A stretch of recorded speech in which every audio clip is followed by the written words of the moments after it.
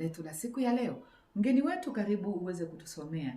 Amina. Nitasoma Samueli wa pili sura ya kwanza mstari wa kwanza hadi wa 16. Ikawa baada ya kufa kwake Sauli, hapo Daudi aliporudi katika kuwaua Waamaleki. Naye Daudi amekaa siku 2 katika Siklagi. Hata siku ya 3 ikawa, tazama, akaja mtu kutoka kambi ya Sauli. Nguo zake zimeraruliwa, tena ana vumbi kichwani mwake. Basi ikawa alipofika, Daudi akaangukia chini akamsujudia. Daudi akamwambia, umetoka wapi? Akamwambia, nimeokoka katika kambi ya Israeli. Daudi akamwambia, yalikwendaje? Tafadhali uniambie. Amen. Tunashukuru sana.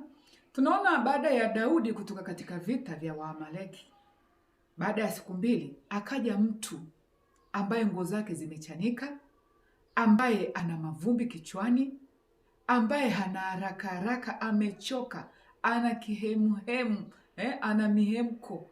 Anamwambia Daudi, akamwangukia Daudi kifudifudi, akamwambia, nimetoka katika vita, katika kambi ya Sauli. Vita vimekuwa vikali, watu wamekufa, watu wamepigana, watu wamekimbia, na mimi nimeokoka katika kambi ya nini? Ya Sauli. Ndio Daudi anamwambia, je, imekuwaje? Hebu nipe hizo taarifa. Ni mtu amekuja, ametoka kwenye kambi ya Sauli, anamletea taarifa mbaya Daudi. Na Daudi tujue ni amiri jeshi. Daudi ni mtu mkubwa, ni kiongozi mkubwa. Huyu mtu ametoka huku kwa kurupuka, hajatumwa, hajaambiwa peleka taarifa, anapeleka habari hizi mbaya na za kusikitisha. Tuendelee. Akajibu, watu wamekimbia vitani, tena watu wengi wameanguka, wamekufa. Hata Sauli naye na Yonathani mwanawe wamekufa. Daudi akamwambia yule kijana aliyempa habari, umejuaje ya kuwa Sauli na Yonathani mwanawe wamekufa? Yule kijana aliyempa habari akasema, nalikuwapo kwa nasibu juu ya kilima cha Gilboa, na tazama, Sauli alikuwa ameegemea fumo lake, na tazama, magari na wapanda farasi wanamfuatilia kwa kasi. Naye alipotazama nyuma akaniona, akaniita. Nikajibu, mimi hapa. Akaniambia, nani wewe? Nikamjibu, mimi ni Mwamaleki. Akaniambia, tafadhali simama karibu uniue, maana shida imenipata, kwa sababu roho yangu ingali hai ndani yangu. Basi nikasimama karibu naye nikamuua, kwa sababu nalijua hakika ya kuwa hawezi kupona baada ya kuanguka. Kisha nikaitoa ile taji iliyokuwa kichwani mwake na kikuu kilichokuwa mkononi mwake, nami nimevileta hapa kwa bwana wangu. Unasikia habari za mpasha habari, watu wenye vierere vya kupeleka taarifa, watu wazushi. Anasema, kwa nasibu nilikuwa nyuma ya kilima, yaani kwa bahati, kwa neema tu nilikuwa nyuma ya kilima. Naye Sauli aliponiona akaniambia, nani? Akamwambia, tafadhali chukua fumo langu uniue, maana nimezungukwa na jeshi, sitaweza kupona. Nami nikachukua fumo la mfalme, nikamkata, nikamuua. Nami nimechukua kikuku na nini?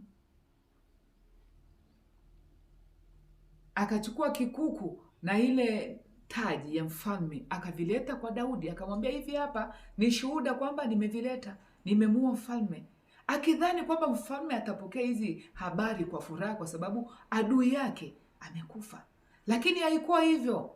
Daudi alikuwa ni mcha Mungu, ni mtu anayempenda Mungu, anayemtumainia Mungu. Akaumizwa sana na kifo cha Sauli pamoja na mwanawe Yonathani. Tukumbuke Yonathani alikuwa rafiki yake mkubwa sana na Daudi. Baba yake Yonathani alimtafuta mara nyingi sana kumuua Daudi, lakini Yonathani alikuwa anampelekea taarifa Daudi kwamba baba yangu anakutafuta kwa namna hii, kwa hiyo jifiche. Kwa hiyo taarifa zilivyokuja kwamba Sauli na mwanao Yonathani wamekufa, Daudi aliumia.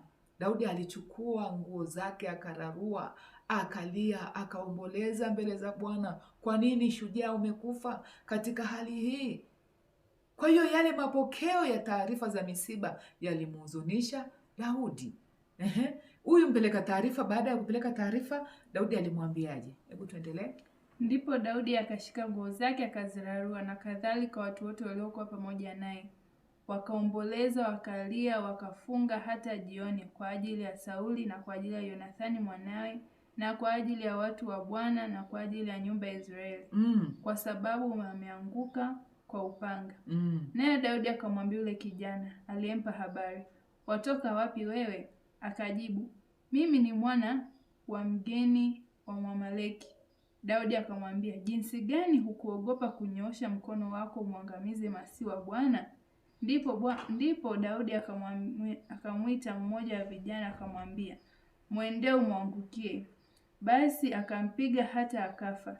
Daudi akamwambia, damu yako na iwe juu ya kichwa chako mwenyewe, maana umejishuhudia nafsi yako ukisema, nimemuua masihi wa Bwana. Umeona athari za kupeleka taarifa ambazo sio rasmi.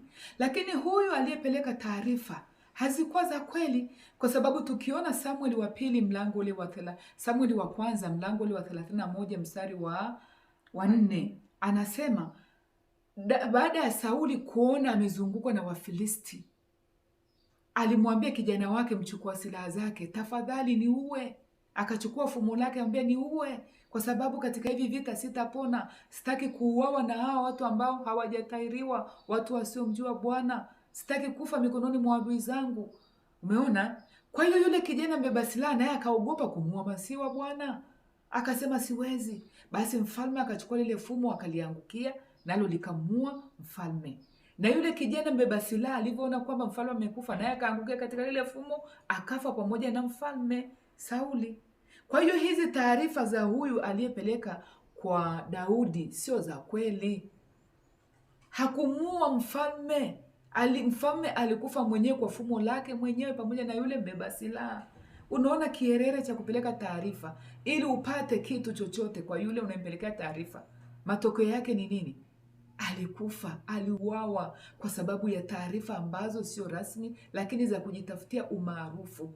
Leo hii watu wanatafuta umaarufu kwenye mitandao. Unapeleka taarifa za watu wamekatwa vichwa, watu wamechinjwa, watu wameuawa, watu wamepigana. Kwa faida gani? Uwe mtu wa kupeleka taarifa nzuri, taarifa zenye kumtukuza Mungu. Usiwe ni mtu wa kuwa shahidi wa uongo. Utapotezwa ndugu yangu, utaangamia ndugu yangu kwa taarifa ambazo sio rasmi. Hujatumwa, hujaambiwa peleka. Kierere cha nini? Tulia, kuna watu maalum watapeleka hizo taarifa. Wewe tu uwe mtu wa kutulia, na zaidi ya yote tuwe tunaombea wengine wanavyopita katika shida na taabu. Tusifurahi kwa ajili ya mabaya yanayowapata. Tukumbuke na sisi ni wanadamu, muda wote anaweza katukuta. Basi leo tunaishia hapo. Mungu wabariki sana kwa pamoja. Nasema kwaherini.